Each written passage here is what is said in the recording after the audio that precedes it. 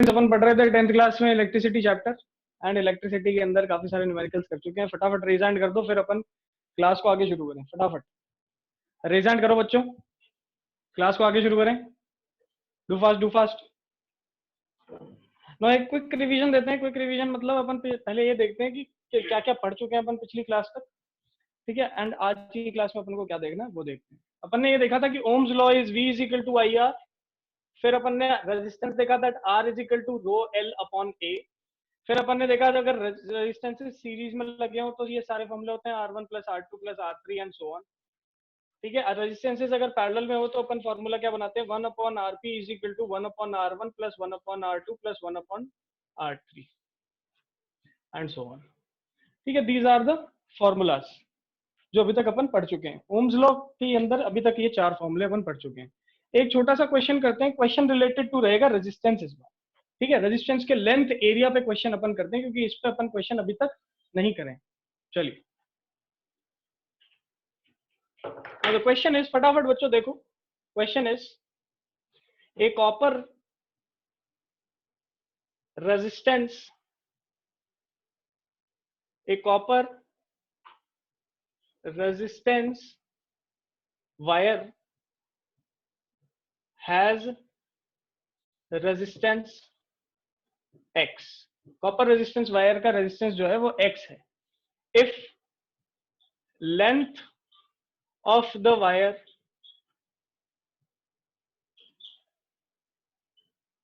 is tripled, if length of the wire is tripled and area is half, and area is half of the initial, then calculate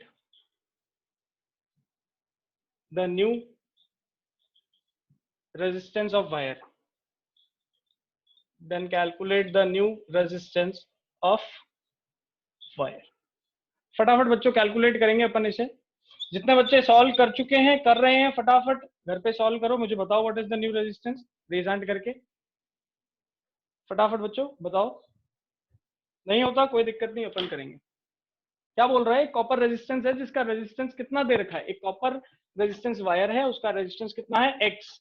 that means एक copper wire है उसका resistance कितना है, X है। बोल रहा है कि ये जो रेजिस्टेंस X है, हम जानते हैं that resistance X will be equal to rho L upon A। सही बात है, रो मतलब रेजिस्टिविटी, L मतलब लेंथ अपॉन एरिया, इसके बराबर होगा। चलिए आगे देखते हैं। अब इसने बोला कि इनिशियली लेंथ जो थी L थी, फाइनल अपन ने लेंथ को क्या कर दिया है, ट्रिपल कर दिया है, 3 टाइम्स कर दिया है। क्लियर? पहले क्या कर दिया था, पहले लेंथ L होगी, बाद में लेंथ कितनी हो चुकी है, 3 टाइम्स L। पहले एरिया कितना था, A था, बाद में एरिया कितना हो चुका है, A/2 हो चुका है। देखो half of the initial, half of the initial. So नया रेजिस्टेंस जो बनेगा R डैश, वो क्या बनेगा, रो L की जगह अपन लिख सकते हैं 3L डिवाइडेड बाय A की जगह लिख सकते हैं A/2। क्लियर? क्या लिख सकते हैं, A/2। जब अपन इसको सॉल्व करेंगे तो ये 2 चला जाएगा ऊपर और इसको लिख सकते हैं अपन 6 रो L बाय A। क्या लिख सकते हैं, 6 रो L बाय A। अब हम जानते हैं that rho L by A की वैल्यू कितनी है, X है। कितनी है, X। सो डायरेक्टली देखो यहाँ पर रो L बाय A की वैल्यू कितनी हो गई, X हो गई। और जो नया रेजिस्टेंस बना वो बना 6 टाइम्स X। क्या बना, 6 टाइम्स X बना। दोबारा देखिए क्वेश्चन के अंदर क्या बोला, क्वेश्चन के अंदर बोला कि कॉपर वायर है, ठीक है, उसका रेजिस्टेंस X है। तो हम जानते हैं अगर रेजिस्टेंस X है तो X will be equal to rho L by A। बोल रहा है कि अब अपन ने वायर की लेंथ को 3 गुना कर दिया, ट्रिपल कर दिया, ठीक है। एरिया को कर दिया हाफ, एरिया को कर दिया half. If the area is half and the length is tripled, if the area is half and the length is tripled, then the new resistance will be R dash is equal to rho L by A, rho L by A, and will be equal to 6 times जब अपन इसको solve करेंगे A/2, 2 कहां चला जाएगा, numerator में, and 2 into 3 will be 6 and rho L by A इसकी वैल्यू अपन निकाल चुके हैं पहले, कितनी थी, X। जब ये यहाँ से x अपन सब्स्टिट्यूट करेंगे इस क्वेश्चन के अंदर, what will be the answer? The new resistance r dash will be equal to 6 times x and this will be the final answer. This will be the final answer. Now this is another type of question related to resistances. This is another type of question related to resistances which we have to solve. Clear? इस type का question भी आपको next आपके assignment के अंदर देखने को मिल सकता है. Clear? Now we'll move to the next part. Now we'll move to the next part of the chapter, and that part is how to calculate power. ठीक है? Now we'll move to the next part of the chapter, that is how to calculate power in the circuit, और what is power, electrical power अपन कैसे निकालते हैं, इस चीज के बारे में बात करेंगे. Clear? So let us now calculate power in the circuit.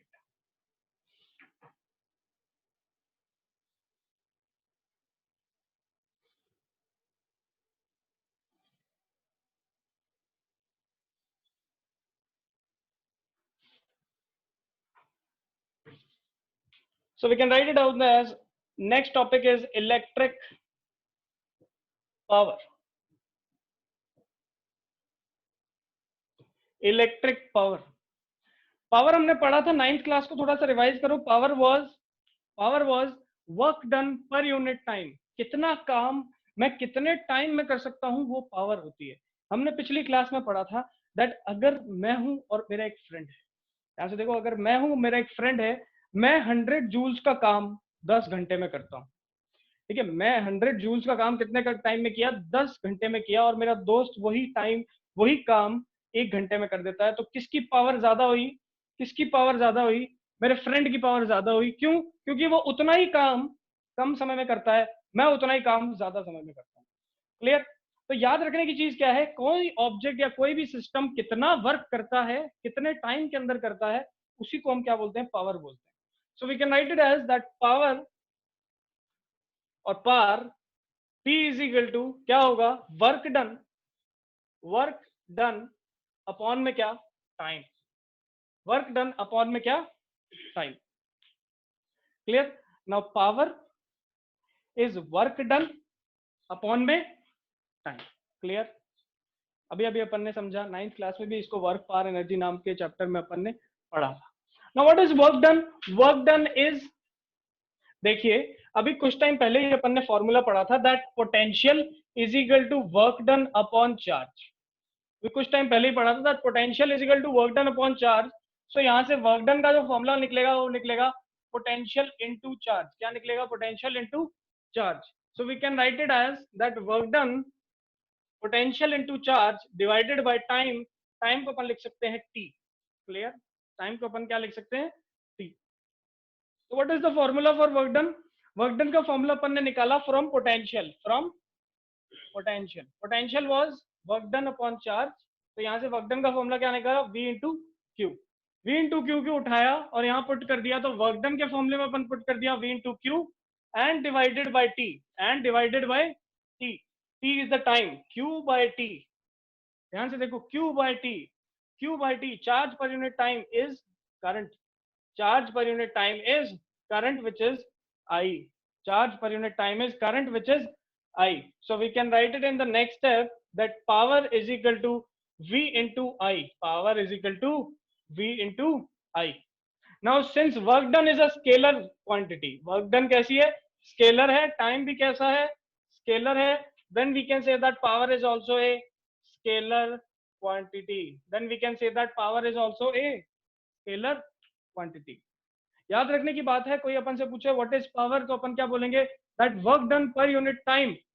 Work done per unit time by any system is known as power. ठीक है, उसी फॉर्मूले से अपन ने क्या डिराइव किया? Work done per unit time is equal to V into Q by T. V into Q by T. Now what is Q by T? Q by T is electric current, and electric current को अपन ने यहाँ पर substitute कर दिया. P is equal to V into I. Potential into current. This is the formula for electric power. Clear? ना power से क्या पता चलता है? इलेक्ट्रिक पावर से मुझे पता क्या चलता है? देखो ध्यान से, हमारे घरों में क्या है? मीटर लगा होता है. जब भी हमारे घरों में इलेक्ट्रिक लाइंस आती हैं, तो वो लाइंस जो है हमारे घरों को एंटर कैसे करती हैं? हमारे घरों को एंटर करती है थ्रू ए इलेक्ट्रिक मीटर. और वो इलेक्ट्रिक मीटर काम क्या करता है, वो ये मेजर करता है कि हमारे घर के अंदर कितना इलेक्ट्रिसिटी का यूजेज हो रहा है। क्या मेजर करता है कि that how much usages of electricity is there in our day to day house activities. Clear? तो जो भी यूजेज रहेगा वो कैलकुलेट कौन करता है? वो कैलकुलेट करता है हमारा इलेक्ट्रिक मीटर, और हमें मंथ के एंड में ऐसे यूनिट्स के फॉर्म में हमें ये बताता है, यूनिट्स के फॉर्म में हमें ये बताता है that how much energy we have consumed the whole month और होल 2 मंथ्स। हम जानते हैं बीकानेर में हमारे घरों में, आप अपने पापा से पूछना कि जो बिजली का बिल आता है वो 2-2 महीने में आता है। ठीक है, 2-2 महीने में आ रहा है, दैट मीन्स हमने जितना बिजली का कंजम्पशन या जितना भी इलेक्ट्रिसिटी का कंजम्पशन किया है 2 महीने के अंदर, कितने महीने के अंदर? 2 महीने के अंदर, उसका पूरा का पूरा यूजेज अपन को बिल के अंदर पता चलता है। अब वो बिल के अंदर पता कैसे चलेगा? ध्यान से देखो, यूनिट्स के फॉर्म में। Now unit is what? Unit is energy only. Unit is energy only. Now ये बिल के अंदर जो यूनिट्स निकल के आए, ये कैसे कैलकुलेट हुए? हम ये मीटर जो लगा हुआ है ये क्या कैलकुलेट करता है कि हर 1 घंटे के अंदर, हर 1 घंटे के अंदर कितनी एनर्जी और कितनी पावर यूटिलाइज हो रही। क्या चेक करना है? That in each and every hour, और एवरी आवर कितना एनर्जी आप यूटिलाइज करते हो। इसी चीज को अपन किसके फॉर्म में रिप्रेजेंट करते हैं? यूनिट्स के फॉर्म में रिप्रेजेंट करते हैं। तो आपको यहाँ पर क्या चेक करना है? आपको यहाँ पर ये चेक करना है दैट कितना पावर आपने यूटिलाइज किया है through out the span of 2 years। उसी को मेजर कौन करता है? आपका इलेक्ट्रिक मीटर। और आंसर किस में निकाल के देता है? यूनिट्स के अंदर निकाल के देता है। क्लियर? चलिए तो आगे देखते हैं, अब इसी को और आगे समझते हैं deeply.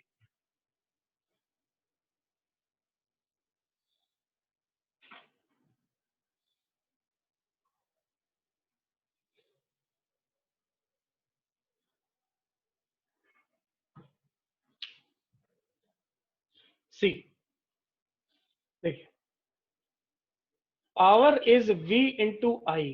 Power is V into I. अभी अभी पढ़ा। ओम्स लॉ के से हम जानते हैं that V is equal to I R. Yes और no? V is equal to I R. और अगर V is equal to I R है तो अपन लिख सकते हैं V is equal to, sorry, I is equal to V by R also. Yes और नो? अपन ने क्या कर दिया? R को यहाँ से V के नीचे ले आए। अब एक बार तो अपन ने इस फॉर्मूले के अंदर सब्स्टिट्यूट कर दिया V is equal to I R. जब मैं आई आर यहाँ पर सब्स्टिट्यूट करूंगा, पावर का फॉर्मूला क्या बनेगा? I R into I. Answer will be I square R. This is equal to power. And जो दूसरा फॉर्मूला बनेगा that is equal to I is equal to V by R. I is equal to V by R. और V by R को जब मैं यहाँ substitute करूंगा आई की जगह, तो फॉर्मूला पावर का क्या बनता है? v into V square by, sorry, v into v by r, or we can say that power is v square by r। तो यहां पर मेरे पास क्या निकल के आए? 2 फॉर्मूले निकल के आए। कौन कौन से? एक आया आई स्क्वायर आर, दूसरा आया v स्क्वायर बाय आर। अब कौन सा फॉर्मूला कहाँ लगाना है ये अपन क्वेश्चंस करेंगे तो और अच्छे से समझ में आएगा। ठीक है, बट याद क्या रखना है? याद क्या रखना है? खुद सोचो। एक सर्किट के अंदर करंट फ्लो कर रहा है, करंट फ्लो कर रहा है, इसका मतलब इलेक्ट्रॉन्स जो है वो एनर्जी लेके घूम रहे हैं। इलेक्ट्रॉन्स जो है वो एनर्जी लेके घूम रहे हैं। रेजिस्टेंस उसको रोकने की कोशिश कर रहा है, रेजिस्टेंस उसे रोकने की कोशिश कर रहा है। तो इलेक्ट्रॉन्स आए, रेजिस्टेंस ने उनको रोकने की कोशिश की, इलेक्ट्रॉन्स के पास जो एनर्जी थी वो डिसिपेट हो गई। समझने वाली बात क्या है? दोबारा सुनो। इलेक्ट्रॉन्स आए मूव करते हुए विद सम एनर्जी, रेजिस्टेंस ने उसे रोकने की कोशिश की, तो रेजिस्टेंस ने जैसे ही उसने रोकने की कोशिश की तो इलेक्ट्रॉन की एनर्जी क्या हो गई? कम। इलेक्ट्रॉन की एनर्जी क्या हो गई? कम। और जो एनर्जी कम हुई वही एनवायरमेंट में क्या हो गई? डिसिपेट। वही एनवायरमेंट में क्या हो जाती है? डिसिपेट। ऐसे समझेंगे, this is the conductor, this is the conductor, and the electrons and the electrons electrons electrons, ऐसे ये क्या कर रहे हैं? मूव कर रहे हैं इसके अंदर। ठीक है, आपको दिख रहा होगा। जब ये इलेक्ट्रॉन्स मूव कर रहे हैं, किसकी वजह से कर रहे होंगे? एक बैटरी की वजह से कर रहे होंगे, तो एक बैटरी की वजह से ये सर्किट के अंदर मूव कर रहे हैं। चलिए, जैसे ये कंडक्टर के अंदर आते हैं, कंडक्टर के अंदर मूव करना शुरू होते हैं, यहाँ पर क्या प्रेजेंट है? एक प्रॉपर्टी प्रेजेंट है, that property is resistance, that property is resistance, and due to resistance this conductor will try to stop these electrons। ये कंडक्टर चाहेगा कि इलेक्ट्रॉन फ्लो ना करे, फ्लो ना करे, तो जितनी भी एनर्जी से आया कोई आदमी, ये कंडक्टर उसे रोकने की कोशिश करेगा, तो एनर्जी क्या होगी, डिसिपेट होगी, क्योंकि हम जानते हैं energy is always converted from one form to the other form, but it can never be generated or destroyed. Energy को आप जनरेट नहीं कर सकते, एनर्जी को आप डिस्ट्रॉय नहीं कर सकते. This is the law of conservation of energy, जो कि हर जगह इस यूनिवर्स में अप्लाई होता है. आपको याद ये रखना है that energy can neither be created nor can be destroyed. Energy एक फॉर्म से दूसरे फॉर्म ट्रांसफर हो सकती है. याद रखने की बात यह है कि सर्किट के अंदर एनर्जी किसने दी, बैटरी ने दी. किसने दी, बैटरी ने. बैटरी से वो एनर्जी कौन ले गया, इलेक्ट्रॉन ले गया. इलेक्ट्रॉन जब कंडक्टर में एंटर हुआ, कंडक्टर ने इलेक्ट्रॉन को रोकने की कोशिश की, कंडक्टर ने इलेक्ट्रॉन को रोकने की कोशिश की, तो इलेक्ट्रॉन के पास जो बैटरी से ली हुई एनर्जी थी वो क्या होने लगी, डिसिपेट होने लगी. यहाँ पर डिसिपेट होने लगी, कंडक्टर के अंदर डिसिपेट होने लगी, लॉस होने लगी. क्लियर है. और इस लॉस की वजह से, इस लॉस की वजह से यहाँ पर हीट जनरेट हुआ. क्या जनरेट हुआ, हीट. क्लियर. किसकी वजह से, लॉस की वजह से क्या जनरेट हुआ, हीट जनरेट हुआ. And this law is known as heating effect of current. कैसे आया, बैटरी से एनर्जी मिली, किसको मिली, इलेक्ट्रॉन्स को. इलेक्ट्रॉन सर्किट में चलने लगे. जैसे ही कंडक्टर में आए, कंडक्टर के पास एक प्रॉपर्टी होती है जिसका नाम क्या है, रेजिस्टेंस. रेजिस्टेंस क्या करता है सर्किट में, इलेक्ट्रॉन्स को रोकने की कोशिश. इलेक्ट्रॉन्स को रोकने की कोशिश करेगा, तो इलेक्ट्रॉन्स विद सम एनर्जी आ रहे थे, मैंने उनको रोकने की कोशिश करी, तो वो जो एनर्जी है वो एनवायरमेंट में या कंडक्टर में क्या होने लगी, डिसिपेट होने लगी. दिख रहा है आपको, ये जो मैंने जिगजैग एरोज बनाए हैं, इससे क्या दिख रहा है कि the energy is dissipating in the conductor और getting lost in the conductor. Energy के लॉस से कंडक्टर क्या होने लगा, हीट होने लगा. तो आपको पता चल रहा है that energy from electrons is getting transferred in the form of heat. Clear. And this phenomena, this observation is known as heating effect of current. जब भी करंट किसी कंडक्टर में फ्लो करेगा, कुछ देर बाद कंडक्टर जो है वो हीट अप हो जाएगा. कुछ देर बाद कंडक्टर जो है वो हीट अप हो जाएगा. इससे अपन को पता क्या चलता है, इससे अपन को ये पता चलता है that current is having some heating property with itself. और वो प्रॉपर्टी क्या है, वो एनर्जी ही है. एनर्जी को जब वो कंडक्टर के अंदर जाके लॉस कर देता है, लूज कर देता है, किसकी वजह से, रेजिस्टेंस की वजह से, तो वहां पर क्या जनरेट होता है, वहां पर क्या जनरेट हो रही है, हीट जनरेट हो रही है. नाउ अब देखते हैं कि इलेक्ट्रिक बल्ब कैसे वर्क करता है. ध्यान से देखिए.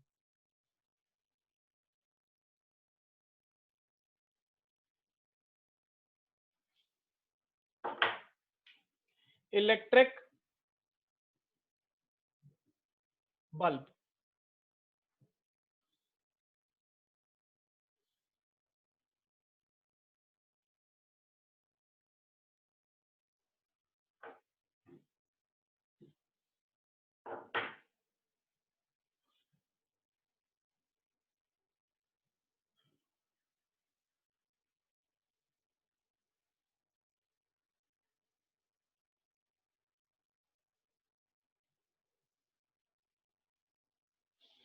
देखिए इस तरीके से मेरे पास इलेक्ट्रिक बल्ब होता है.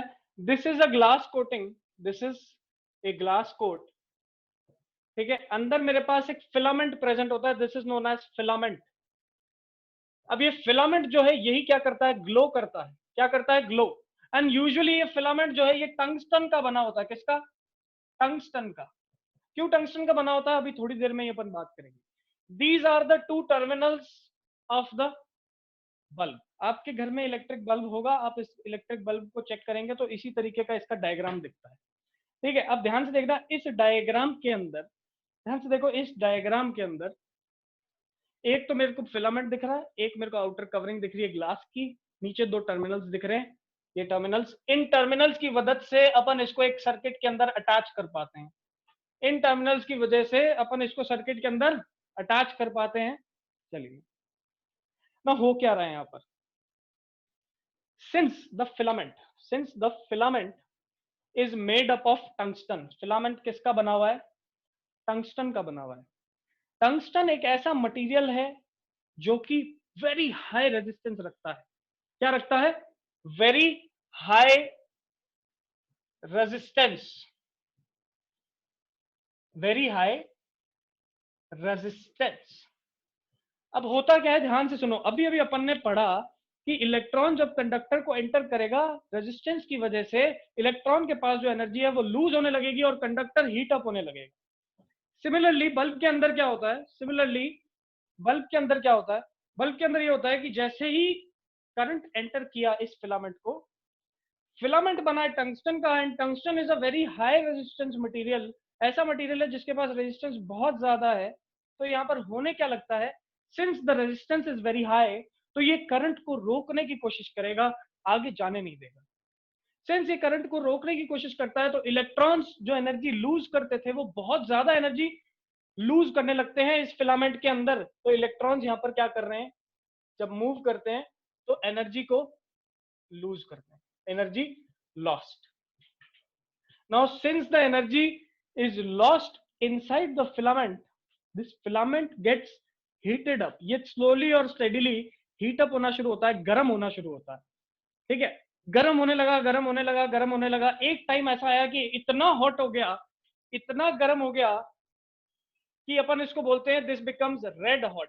और आपने ये रेड हॉट कंडीशन देखी है, कभी भी आप बल्ब को क्लोजली ऑब्जर्व करोगे तो जैसे ही स्विच ऑन किया, बल्ब में पहले इलेक्ट्रिसिटी फ्लो होना शुरू होती है, बल्ब का फिलामेंट हीट अप होने लगता है और एक टाइम पे आके रेड हॉट हो जाता है और क्या एमिट करने लगता है, लाइट को एमिट करने लगता है, लाइट को एमिट करने लगता है। This is the working of electric bulb. किस पे बेस्ड है, किस पे बेस्ड है, the working of electric bulb is based upon heating effect of current. किस पे बेस्ड है, heating effect of current. Clear, याद क्या रखना है, that due to resistance inside a conductor the electrons tends to lose their energy, and since the tungsten is a material that is having a very high resistance, and due to this the electrons lose very large amount of energy inside the conductor, inside the filament or conductor, whatever we can say। यहाँ पर high resistance होने की वजह से electron जो है वो बहुत सारी एनर्जी को क्या कर देते हैं, लूज कर देते हैं, जिसकी वजह से फिलामेंट क्या हो जाता है, रेड हॉट, और रेड हॉट होने की वजह से ये लाइट को एमिट करने लगते हैं। समझ में आई बात? आपने बहुत सारे मूवीज में भी देखा होगा, वीडियोज में भी देख रहा होगा कि जब अपन मेटल्स को गर्म करते हैं, एक पॉइंट ऐसा आता है कि मेटल इतना गर्म हो जाता है कि वो रेड हॉट हो जाता है, उसका कलर रेड हो जाता है। समझ में आ रही है बात? और वो लाइट को एमिट करना शुरू कर देता है। वही सीन यहाँ पर हो रहा है टंगस्टन के साथ। Due to electric current, flow of electric current, यहाँ पर इतना हीट जनरेट हो जाता है कि ये कैसा दिखने लगता है, रेड हॉट, और क्या एमिट करने लगता है, लाइट।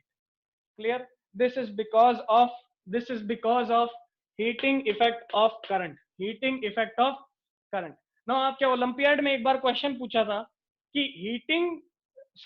ओलंपियाड में क्या क्वेश्चन आया था कि टंगस्टन हम क्यों यूज करते हैं, व्हाई वी यूज टंगस्टन और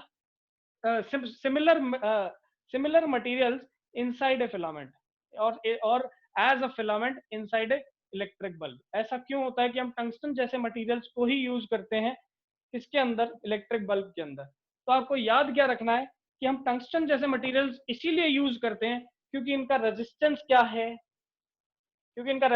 है, बहुत ज्यादा है, वेरी हाई। रेजिस्टेंस बहुत ज्यादा रहेगा, if the resistance is very high then they will try to stop the moving electrons, and since the moving electrons are stopped inside the conductor, electrons will lose their energy. If the electrons will lose their energy, that energy gets converted into heat, and this phenomena is known as heating effect of current। और इसका एक और नाम होता है जो इसको अपन बोलते हैं जूल्स हीटिंग। आप एनसीईआरटी में पढ़ेंगे इसको अपन और क्या बोलते हैं, जूल्स हीटिंग। समझ में आया? तो क्या क्या अपन को समझना है यहाँ पर, सबसे पहली चीज इलेक्ट्रिक बल्ब देखना है, इलेक्ट्रिक करंट का हीटिंग इफेक्ट देखना है। हीटिंग इफेक्ट क्यों होता है वो भी अपन ने देखा, रेजिस्टेंस की वजह से होता है। जितना ज्यादा रेजिस्टेंस रहेगा उतना ही ज्यादा हीटिंग इफेक्ट होगा। हीटिंग इफेक्ट का दूसरा नाम क्या होता है, जूल्स हीटिंग। बल्ब के अंदर हम कौन सा फिलामेंट यूज करते हैं, टंगस्टन यूज करते हैं। Why? Because tungsten is having a very high resistance, और जितना ज्यादा रेजिस्टेंस होगा उतना ज्यादा उसमें हीटिंग इफेक्ट आएगा। चलिए उसके बाद अपन क्या बोलते हैं कि जब टंगस्टन में करंट फ्लो करेगा तो टंगस्टन एक पॉइंट पे क्या हो जाता है, रेड हॉट, और रेड हॉट होने के बाद क्या एमिट करने लगता है, लाइट को एमिट करने लगता है।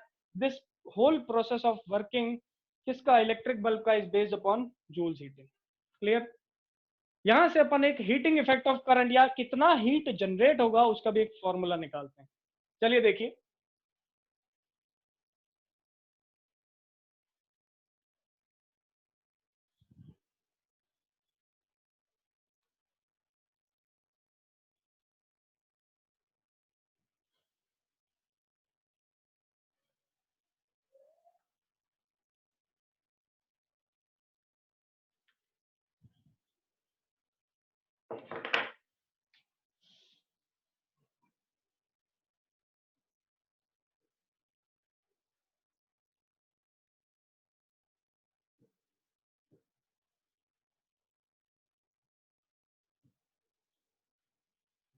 heating effect of current, or we can say that this is Joule's heating। क्या फॉर्मूला निकलेगा, ध्यान से देखो, power is equal to I square R, power is equal to I square R. Power can be written as work done upon time, power can be written as work done upon time. Clear? देखिए ध्यान से, यहां से जब अपन work done का formula निकालते हैं, work done will be equal to I square R T, I square R T. अब ध्यान से देखो, ये जो फॉर्मूला मेरे पास निकल के आया, इसके अंदर वर्क डन का फॉर्मूला कितना आया, आई स्क्वायर आर टी। पिछली क्लास में हमने ये पढ़ा, 9th क्लास के अंदर, और अभी जब पोटेंशियल एनर्जी भी अपन ने पढ़ा था, तो अपन ने ये देखा था कि जितना भी वर्क डन करते हैं वही एनर्जी के फॉर्म में स्टोर हो जाता है। जितना भी वर्क डन करते हैं वही पोटेंशियल एनर्जी के फॉर्म में वर्क डन स्टोर हो जाता है बॉडी के अंदर, क्योंकि एक्सटर्नल फोर्स क्या करना, मैं पूरी बात पहले कर चुके हैं पोटेंशियल वाले वीडियो के अंदर। अगर किसी को नहीं समझ में आया है तो आप उस वीडियो को दोबारा देख सकते हैं, उस वीडियो के अंदर मैंने ये सारी चीज बता रखी है पहले। तो जितनी भी एनर्जी किसी भी पार्टिकल के अंदर स्टोर्ड है, पोटेंशियल एनर्जी, वो किसके फॉर्म में आई होगी, वर्क डन के फॉर्म में आई होगी। तो वर्क डन अपन ने निकाल लिया, and this is known as the heat which is generated, or we can say H is equal to, या कितना हीटिंग हुई, I square R T के बराबर। that means heat is directly proportional, heat is directly proportional to resistance। जितना ज्यादा resistance होगा circuit के अंदर उतनी ही ज्यादा हीटिंग इफेक्ट देखने को मिलेगी। इसीलिए बल्ब्स के अंदर कौन सा मटेरियल देखा जाता है, बल्ब्स के अंदर अपन यूज करते हैं tungsten. Why? Because tungsten is having a very high resistance. Tungsten is having a very high resistance. Clear? This is the whole concept of heating effect of current. This is the whole concept of heating effect of current. I hope बच्चों की आपको ये चीज समझ में आई होगी। किसी भी बच्चे को कोई भी डाउट है फटाफट हैंड रेज करें। कपिल धायल। Yes sir. हाँ बताओ कपिल, क्या डाउट है? सर एक ये डाउट है, एक बार आप क्या ये रिपीट कर सकते हो क्या, हीट वाला? हाँ दोबारा कर देंगे, देखो सुनो।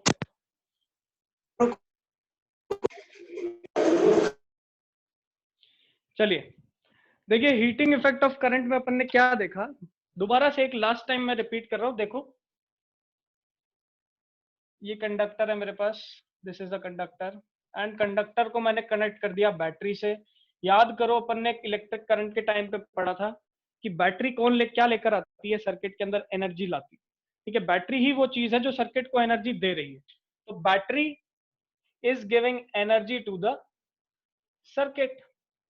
ये एनर्जी कौन ले लेता है, इलेक्ट्रॉन, और लेके सर्किट के अंदर घूमना शुरू करता है।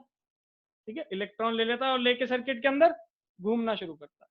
ठीक है, जैसे ही इलेक्ट्रॉन मूव होके किस में आया, कंडक्टर में आया, there is a property in conductor which is known as resistance, which is known as resistance. एक ऐसी प्रॉपर्टी होती है कंडक्टर में जिसको अपन क्या बोलते हैं, रेजिस्टेंस बोलते हैं। रेजिस्टेंस क्या करता है, करंट को रोकने की कोशिश करता है। क्या करता है, करंट को रोकने की कोशिश।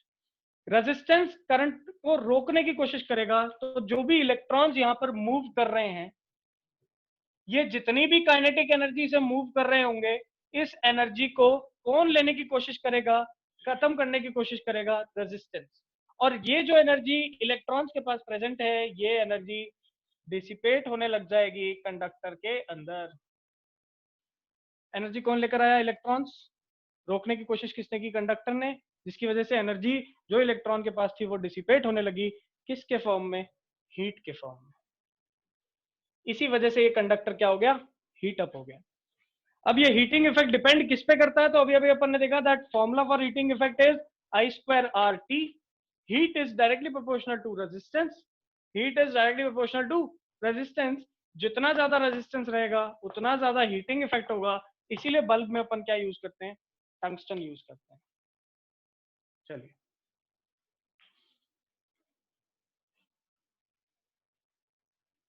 गौतम पारीक।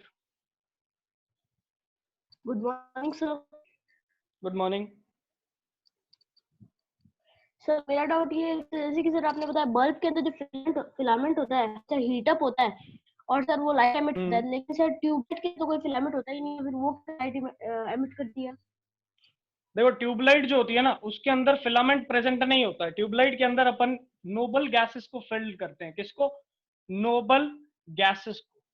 देखिए, जब आप अपने हायर क्लासेस से आगे जाओगे, बैचलर्स लेवल पे जाओगे और वहां पर जाके जब आप साइंस पढ़ोगे, फिजिक्स पढ़ोगे, तो आपको एक चीज के बारे में रिसर्च करना पड़ेगा, which thing is known as plasma. ठीक है, प्लाज्मा। ठीक है, there are five states of matter, solid, liquid, gas, ये हम पढ़ते हैं स्कूल लेवल पे। फिर आता है प्लाज्मा एंड लास्ट आता है बोस-आइंस्टाइन कंडेंसेट। तो प्लाज्मा जो स्टेट है, उस स्टेट के अंदर करंट जब पास करते हैं अपन नोबल गैस के थ्रू, तो नोबल गैस के स्टेट में आ जाती है, प्लाज्मा स्टेट में आ जाती है। इसलिए लाइट यहाँ पर एमिट होने लगती है। This is a different reason. यहाँ पर फिलामेंट का काम नहीं है ट्यूबलाइट के अंदर। तो ट्यूबलाइट के अंदर नोबल गैस होती है। आजकल की जो नई ट्यूबलाइट आ रही है उसमें एलईडीज यूज होते हैं। ठीक है, हम किसकी बात कर रहे हैं? इलेक्ट्रिक बल्ब की। तो ट्यूबलाइट का तो सवाल ही नहीं आना चाहिए ना। हेलो युवराज डागा, बताइए क्या डाउट है? सर, हीट का फॉर्मूला एक बार वापस बताना, I²RT कैसे आया? हाँ, देखो we know that power is equal to work done upon time. अभी अपन ने देखा वर्क डन क्या होता है? V into Q divided by T, और यहाँ से पावर का फॉर्मूला निकाला V इंटू आई। क्लियर? फिर अपन ने ओम्स लॉ के यूज करके बाद पावर का एक और फॉर्मूला निकाला, V is equal to I²R। क्या निकाला? V is equal to I²R। जब अपन लिख सकते हैं P is equal to I²R, P is equal to work done upon time is equal to I²R, तो वर्क डन का फॉर्मूला क्या आया? T को यहाँ से मल्टीप्लाई पे भेज दो, वर्क डन का फॉर्मूला बना I²R T। We know that जितना भी वर्क डन किया जाता है वो पोटेंशियल एनर्जी के फॉर्म में स्टोर हो जाता है। इलेक्ट्रॉन्स पे कंडक्टर्स के बीच में मूव कराते समय, दो पॉइंट्स के बीच में मूव कराते समय जितना भी वर्क डन करूंगा वो पोटेंशियल एनर्जी के फॉर्म में स्टोर हो जाएगा। तो सिमिलरली जो भी वर्क डन करते हैं वो एनर्जी के फॉर्म में स्टोर हो जाता है, एंड एनर्जी ही हीट के फॉर्म में डिसिपेट हो रही है।